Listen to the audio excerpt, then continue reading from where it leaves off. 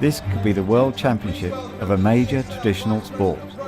But it's not, because this is e-sport, possibly the first major new sport to be invented in over a century. And whether you like it or not, competitive video gaming is sweeping the world.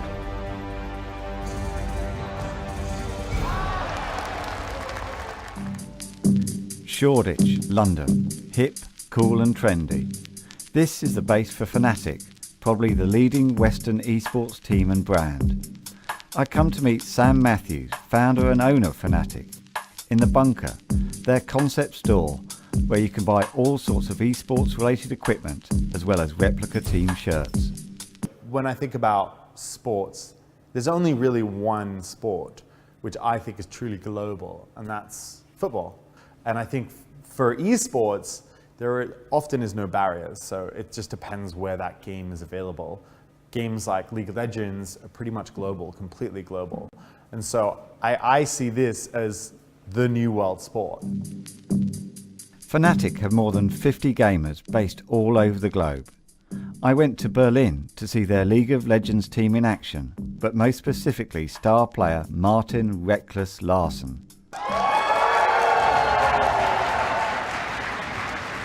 Ladies and gentlemen, Fnatic versus Misfits, it's game one, and Caps. Usually our weeks are 6 days of playing League of Legends and 1 day of not playing League of Legends, but most of the people play League of Legends on the 7th day anyways, because it's just a hobby of ours as well, right? That's how everything started. Whenever people ask at home, I don't necessarily say that I'm an athlete, but I would not consider myself anything less. I think in many ways, I'm just as much as an athlete as many other sports. And even though it's not socially accepted yet, I think it's just a matter of time before people open their eyes and realize that this is going on without them even knowing it.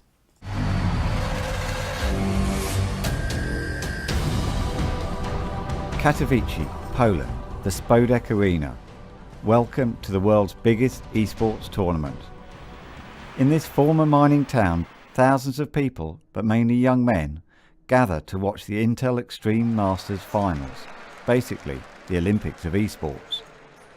The authorities in Katowice realised the potential of this new sport 5 years ago, and now it has reinvigorated the city. Most of the people thought we are crazy. People don't understand the concept why you would compete like in a traditional sport in a video game. How would that work? For me as a player, for us as people who are from this generation who grew up with video games, it was the most normal thing on the planet. That's why we ended up in stadiums, because we always believed, people have to be playing in front of a big crowd. They are playing for a slice of esports history, because that is what... There was actually no blueprint for this. Katowice just became this unique place which you can compare to Woodstock, easily the largest esports event in the world. It's a little bit the expression of the movement, of the liberation of video games, of the acceptance of video games. And this is where people from all over the world come and celebrate this. Everyone has told me the heart and soul of esports is South Korea. This is where it originates from. This is where it is so ingrained in society that it could be seen as the national pastime. Korea has one of the fastest and most developed broadband networks in the world.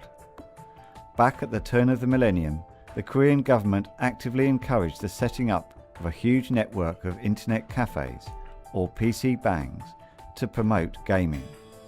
Now they are so popular that they are not just cafes, but the parks and playgrounds of South Korea.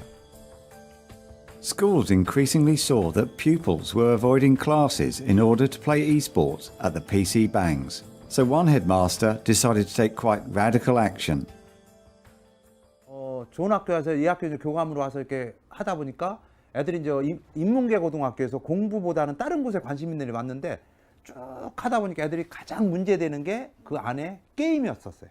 아예 그냥 PC방처럼 꾸며주자. 그래서 벽면에 테레비를 다 설치하고 또 선도 제일 좋은 선 깔고 또 컴퓨터 사양도 대한민국 최고 하는 사양을 만들어서 이렇게 교실을 만들고 이제 아이들을 뽑을 때도 성적으로 안 뽑고 진짜 게임만 해서 너하고 싸워서 지는 놈은 떨어지고 이기는 게임만 해서. The Sangam Esports Stadium in Seoul is unlike any other stadium I know. Korea's top team, SK Telecom, are playing League of Legends versus ROX Tigers. But I, like most of the spectators, are there to see one man play. Faker, known as God to his legion of adoring fans, is the world's top player and has a contract worth a cool $2.5 million. 보통 자는 시간 이외에는 최대한 연습을 하려고 하고요. 보통은 하루에 12시간이 기본이고요. 이제 좀 대회가 얼마 남지 않았다거나 좀 중요한 대회가 남았을 때는 15시간 이상 연습하기도 합니다. 게임이 건강에 안 좋은 이유는 저는 가만히 앉아서 이제 다른 운동은 좀 더 활발하게 움직일 수 있는데 앉아만 있으니까 건강이 당연히 안 좋아질 수밖에 없다고 생각을 하는데 대신에 좀 저는 뭔가 머리 쓰는 게 약간 좋아질 수 있다고 생각을 하고요. Players like Faker are seen as heroes and role models, but there is a downside to this adulation: addiction. The National Centre for Mental Health used to deal mainly with drugs and alcohol addiction. Now it's all about gaming. Since 2000, gaming addiction has become the top-ranked addiction amongst young people, and 90% of the addicts are young male teenagers.